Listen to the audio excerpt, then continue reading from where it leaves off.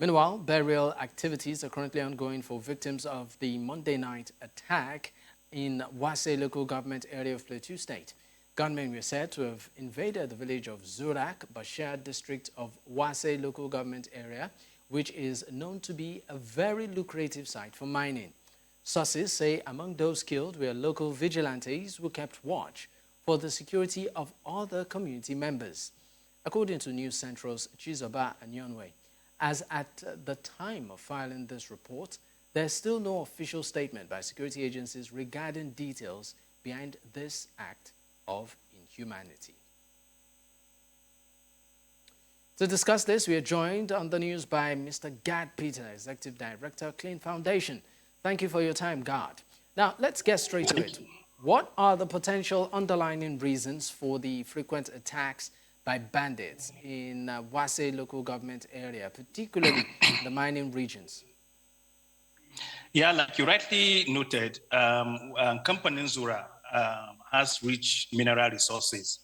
And over the years, we've seen that there's been an increase at activities of bandits, increased criminality around mineral producing communities. And so this is one of the major reasons why we can attribute this constant attack on Wase. This is not the first time, it's not the second time it's happening. And clearly this explains that those people are trying either to displace the community so that they can have access to that mineral resources, or they are trying to create an enclave for themselves where they'll be able to attack other communities. Wase is a distance from the state capital, and it's a rural community. Even though it has a House of Rep to itself, a House of Assembly and local government to itself, it's not a very developed local government in terms of the rural community around that area. So this act of criminality is the major driver around why we're seeing frequent attacks in those communities and attempt to adopt people. And like you rightly noted again in your report, there's poor network. So even when those attacks happen, it's not easy to mobilize for support to counter them and all of this issue. But at the heart of this conversation is the issue of criminality and attempt to displace people from their homes and from their land so that some elements can take over and exploit the mineral resources in those communities. I mean, you used the word, you said it's an attempt to take over homes and land to exploit mineral resources. I mean, is it right in any way to say that the government is not privy to the mineral richness in that particular area, hence making it a hotbed for, attacks like this? No, Wase has been a mineral producing local government for a very long time. Every government on board is aware, including the federal government, about the protection of the minerals in Wase. So it's not possible for us to say government is not aware, but probably government need to be more proactive in terms of reinforcing security, in terms of surveillance, in terms of information gathering, and able to use that information for the better men of the people of Wase and Plateau State as a whole and Nigeria. We cannot keep allowing criminal elements to keep running amok in our communities at will. Like I pointed earlier, this is not the first, it's not the second time we're having this kind of attack and massive killing of people. So I think we need to recreate our response. We need to reorganize our security architecture. May the soul of those vigilantes that were killed rest in peace. But again, what kind of weapon do they have to be able to fight back these insurgents and these criminals that invade the communities at will? So I think we need to see a more proactive measure by government across board. Local government, state, federal government, they need to respond to this issue. Because once people live on perpetual fear and uncertainty, development suffers. People are not able to give their best to their community, and people are not able to live a normal life. And these are not the kind of society we want to have around us.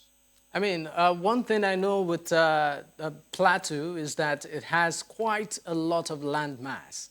And when attacks like this occur, it's usually difficult. Land mass coupled with a bit of infrastructural deficit, particularly in the interior areas, like Wase, for instance. So once issues like this occur, transportation is an issue, and also communication. How do you think to forestall, situations like this in the future? This is not the first time. We've had cases across certain local governments where attacks like this happen, and then we are back to this same conversation.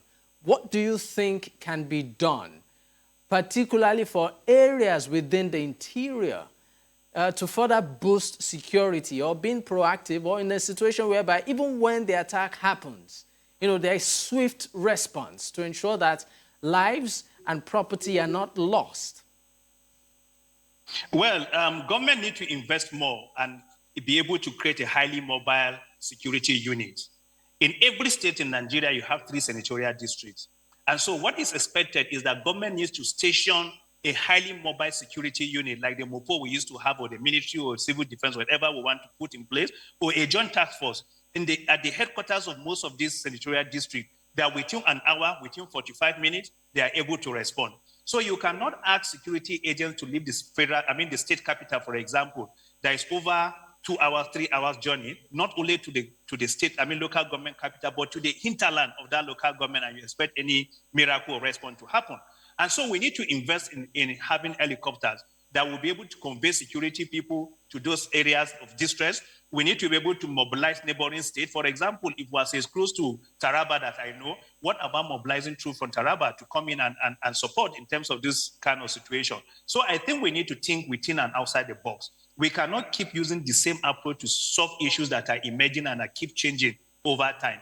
And so we need to have a mobile unit in the senatorial district where when incidents happen, they are able to move right on time, respond within a short period of time. That's the only way we can reassure the locals of their safety and security. And so even at the local government level, we can have a small unit of soldiers, a small unit of MOPOs, a small unit of police that will be able to respond, because the threat in one local government is different from the other local government. So when you do a threat analysis, you should be able to know what kind of manpower you need to deploy to a particular region, a particular locality, in terms of to be able to respond to threats when they occur.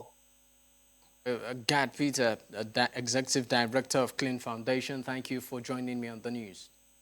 My pleasure. Thank you for having me.